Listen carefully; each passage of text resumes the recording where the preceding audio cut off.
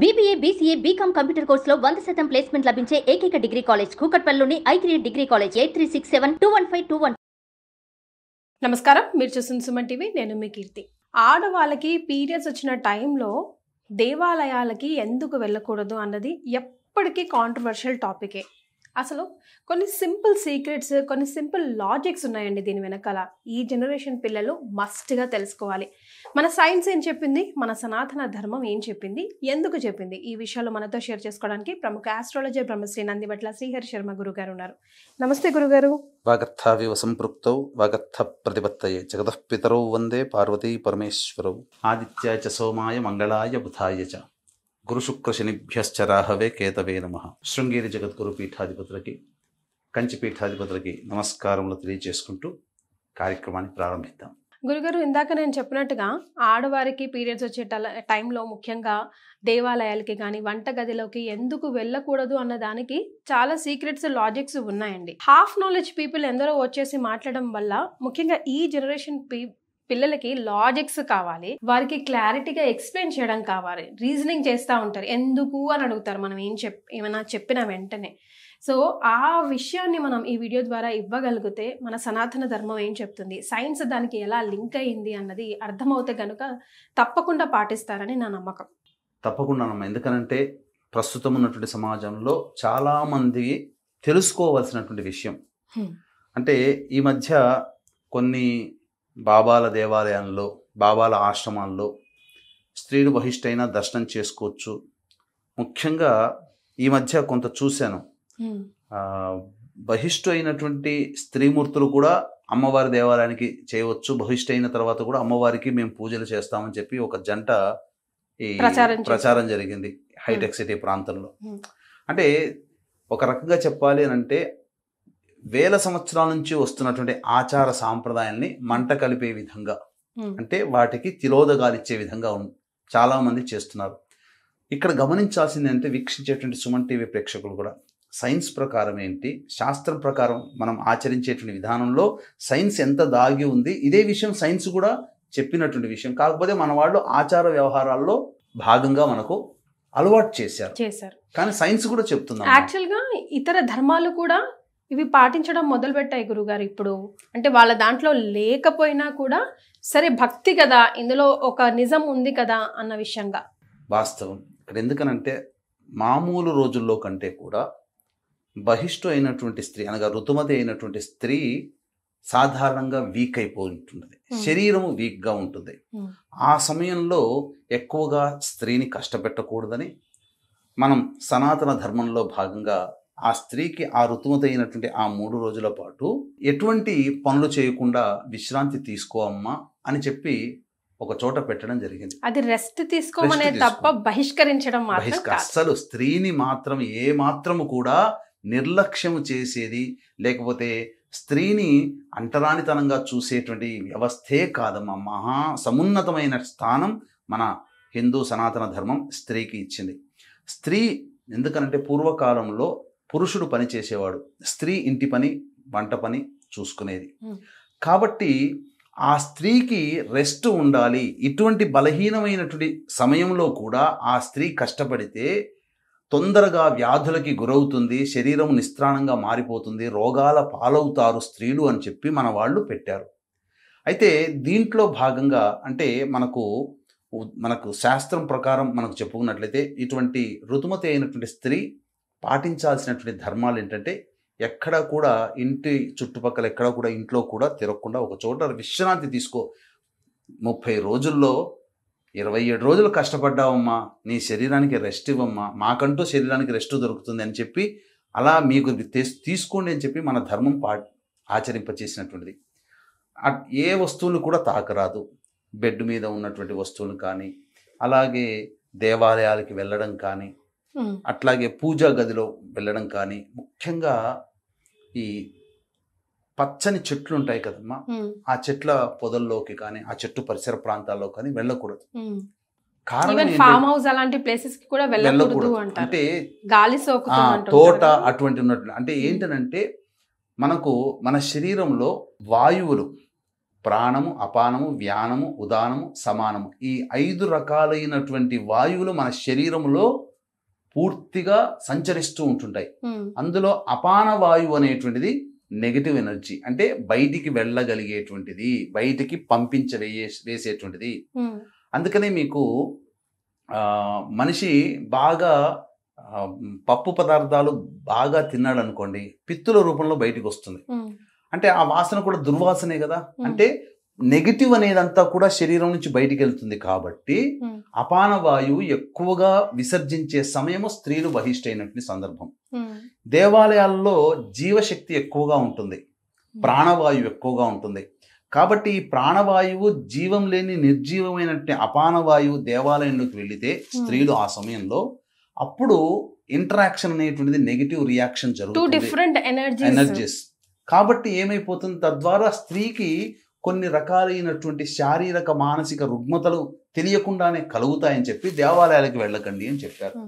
కానీ మనం వెళ్ళే ఉద్దేశం కూడా దేవాలయాలకి పాజిటివ్ ఎనర్జీ గ్రాస్ప్ చేసుకోవడానికే కదా గురుగారు. ఇటువంటి నెగిటివ్ ఎనర్జీ బాడీ నుంచి రిలీజ్ అవుతున్నప్పుడు రోగాలు వచ్చినప్పుడు, రోగం వచ్చింది అంటే ఒక వ్యక్తికి, పురుషుడికైనా స్త్రీకైనా, ఆ రోగం వచ్చిన వ్యక్తి నుంచి శరీరం నుంచి నెగిటివ్ ఎనర్జీ పాస్ అవుతుంటుంది. ఆ టైంలో దేవాలయానికి వెళ్తాడు, రోగం ఉన్నవాడు హాస్పిటల్కి వెళ్తాడు, అక్కడ మళ్ళీ పాజిటివ్గా తయారు చేసుకొని అప్పుడు కానీ దేవాలయానికి వెళ్తారు. అలాగే మనము దేహానికి అనారోగ్యం లక్షణాలు ఉన్నప్పుడు, స్త్రీకి అనారోగ్య లక్షణం ప్రతి నెల ఈ సంబంధించినటువంటి ఋతుమతి అవ్వడం, ఇది ప్రధానంగా. అందుకనే మన వాళ్ళు విసర్జించారు దేవాలయానికి వెళ్ళడం. అంతేకాకుండా చంటి బిడ్డల్ని ఎత్తుకోకూడదు. ఎందుకంటే ఆ బిడ్డలు అతి సున్నితంగా ఉంటారు కాబట్టి వాళ్ళల్లో కూడా కొన్ని అనారోగ్య సమస్యలు వస్తాయి. భోజనం చేయలేకపోవడము, ఉక్కపట్టి ఏడుస్తూ ఉండడము, సన్నగా అయిపోవడం. అప్పటి నుంచి ఋతుమతి అయినటువంటి చాలా మంది తెలియక పిల్లల్ని ఎత్తేసుకుంటారు. దగ్గర వాళ్ళు, బంధువులు, పిన్నులు, వీళ్ళందరూ పెద్దమ్మలు వచ్చి చిరాకు చేస్తూ ఉంటారు. అది మనం కళ్ళకు కట్టినట్టుగా చూస్తూ ఉంటాం కూడా. తులసి చెట్టు అయితే పూర్తిగా మాడిపోతుంది. అది పచ్చటి అరటికాయ తీసుకొని వచ్చి బహిష్టైన స్త్రీకి దగ్గరలో పెడితే మరుసటి రోజుకి అది పండిపోతుంది. ఆకుపచ్చది కాస్త పసుపచ్చగా మారిపోతుంది. అంతటి ఎనర్జీ, హీట్ అన్నమాట. అంతేకాకుండా దేవతా వస్తువులు కడగడం కానీ శుభ్రపరచడం కానీ చేయకూడదు. అలాగే సాధారణంగా ఇల్లు చుట్టుపక్కల అంతా తిరగకూడదు. కానీ ప్రస్తుత కాలంలో నడవదు. భోజన పదార్థాలు కూడా వండకూడదు. ఎందుకు అనంటే నెగిటివ్ ఎనర్జీతో ఉన్నప్పుడు వండేటువంటి పదార్థం కూడా భుజించిన వారికి అది నెగిటివ్గా మారుతుంది. నెగిటివ్ ఏంటి, నెగిటివ్ అందులో నెగిటివ్ ఏముంది, అది కూడా పాజిటివే కదా అంటారు. కానీ ఒక్కసారి తమలపాకు చెట్టు, అరటిపండు మీరు చెప్పినట్టు, లేదంటే తులసి ముక్క కనిపిస్తే దాన్ని అసలు మాడిపోతుంది. గాలి అటు నుంచి వెళ్ళినా కూడా, లేదంటే కొంగు తాకినా కూడా వాస్తవం మొత్తం తులసి మొక్కే ఎండిపోతుంది. అంతేకాకుండా దీనికి ఒక శాస్త్రీయమైనటువంటి వృత్తాంతం కూడా ఉందమ్మా. ఎందుకనంటే వృత్రాసురుడు అనేటువంటి బ్రాహ్మణుని చంపినటువంటి కారణం చేత ఇంద్రుడికి బ్రహ్మహత్య పాతకం వచ్చింది. దానివల్ల పూర్తిగా బలహీనుడైపోయాడు. ఇక ఇంద్రాద్యష్ట దిక్పాలకుల యొక్క పాలన ఇవన్నీ కూడా ఆగిపోయాయి. అప్పుడు అందరూ బ్రహ్మకి మొరపెట్టుకుంటే అప్పుడు ఆ ఇంద్రుడి యొక్క బ్రహ్మహత్య పాతకాన్ని మోయడానికి ఎవరు సిద్ధపడతారని చెప్పి విచారిస్తే 4 ముందుకొస్తారు. ఒకటి భూమి. ఒకప్పుడు ఈ బ్రహ్మహత్య పాతకాన్ని 25% భూమి తీసుకుంటుంది. ఒకప్పుడు ఎంత తవ్వినా ఆ తవ్విన ప్లేస్ లో మళ్ళీ పూడుకపోయేది కాదు.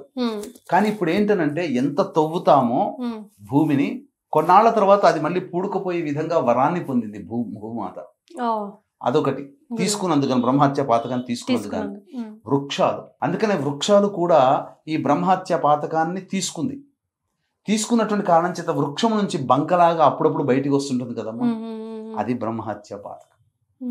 అందుకనే వృక్షాలు ఏం వరాన్ని పొందాయి, కాండములు నరికి వేసినా మళ్ళీ దాని నుంచి చిగురు అయ్యేటట్టుగా, చిగురు నుంచి మళ్ళీ జీవం పొందేటట్టుగా. అందుకనే కొమ్మలు నరికేసినా మళ్ళీ అక్కడి నుంచి మళ్ళీ చిగురు వస్తుంది. అదొకటి, ఆ వరాన్ని ఆ విధంగా పొందాయి. 3వది సముద్రుడు తీసుకున్నాడు. సముద్రుడు తీసుకోవడం వల్ల, ఆ బ్రహ్మహత్య పాతకం సముద్రుడు తీసుకోవడం వల్ల జరిగింది ఏంటి, సముద్రుడి దగ్గరికి వెళితే నురగ రూపంలో మనకు అంటుతుంది కదమ్మా, అది బ్రహ్మహత్య పాతక లక్షణం. ఈ పరంగా తీసుకున్నందుకు గాను సముద్రుడికి కలిగినటువంటి వరం ఏంటంటే, సూర్యగ్రహణాలు కొన్ని అమోఘమైనటువంటి పుణ్యతిథుల్లో సముద్ర స్నానం చేసిన వాళ్ళకి సకల పాప విముక్తి కలుగుతుంది. కలుగుతుంది. అంతకుముందు సముద్రంలో అసలు స్నానమే చేసేవాళ్ళు కారు. మ్మ్. కానీ గ్రహణాది శుభ పుణ్య తిథి యోగ తిథిలో. ఉన్నటువంటి సమయాల్లో మ్మ్. స్నానం చేస్తే పాప విముక్తి. అందుకనే ప్రజలందరూ సముద్ర స్నానానికి వెళ్తుంటుంటారు. ఈ వరాన్ని పొందింది. 4వ భాగము మ్మ్. స్త్రీలు తీసుకున్నారు. ఓ. అందువల్లనే స్త్రీ ప్రతి మాసము ఋతుమతి అవుతుంది.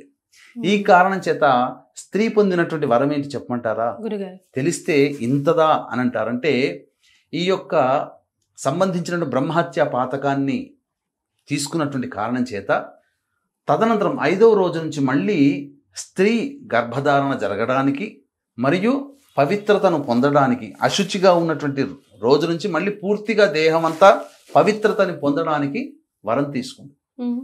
ఎలా గురుగారు? అదే ఆ వరమే పవిత్రతను పొందుతుంది. అప్పటి నుంచి మళ్ళీ పరిశుద్ధులు ఓకే. అవుతుంది. మ్మ్. అది ఇది ఈ విధంగా ఉన్నటువంటి దాగినటువంటి రహస్యం. ఇంద్రుని ద్వారా పొందినటువంటి శాప ప్రభావమే స్త్రీలకి వచ్చింది. మ్మ్. బ్రహ్మహత్య పాతకాన్ని స్త్రీలు పంచుకున్నందుకు గాను అప్పటి వరకు అదేలేండి. తెలియకుండా ఎన్నో మ్మ్. దోషాలు చేసి ఉంటారు. మ్మ్. ఏది ఋతుమతి కానంత వరకు. మ్మ్. ఆ దోషాలన్నీ కూడా ఈ ఋతుమతి అయినటువంటి కారణం తర్వాత 5వ రోజు నుంచి మళ్ళీ Refresh. పరిశుద్ధురాలు అవుతారు. మ్మ్. అది కారణం. అది.